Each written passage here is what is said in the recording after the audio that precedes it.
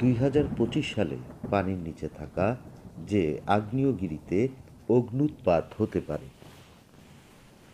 ২০২৫ সালের মধ্যে যুক্তরাষ্ট্রের পশ্চিম উপকূলের পানির নিচে থাকা এক আগ্নেয়গিরিতে অগ্ন্যুৎপাত হতে পারে বলে জানিয়েছেন বিজ্ঞানীরা। যুক্তরাষ্ট্রের অরিগন উপকূল থেকে ৩০০ মাইল দূরে অবস্থিত এক্সিয়াল সিমাউন্ট নামের আগ্নেয়গিরিটি প্রায় আধা মাইল পানির নিচে রয়েছে।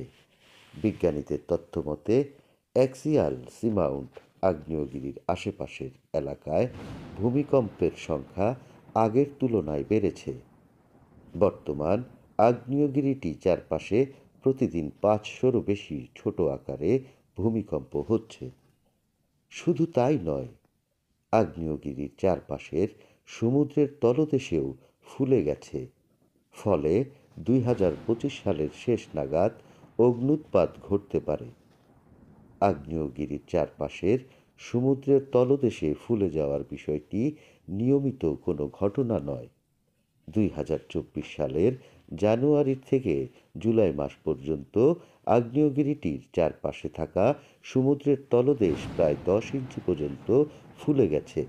ফলে আগ্নেয়গিরিটির ম্যাগমা ভূগর্ভে জমা হচ্ছে এবং চাপ তৈরি করছে, যা অগ্ন্যুৎপাতের পূর্বাভাস হিসাবে বিবেচনা করা হচ্ছে। ২০২২ সালে দক্ষিণ প্রশান্ত মহাসাগরের টোঙ্গা দ্বীপপুঞ্জে হুঙ্গা নামের ডুবো আগ্নেয়গিরিতে শক্তিশালী অগ্ন্যুৎপাত হয়েছিল।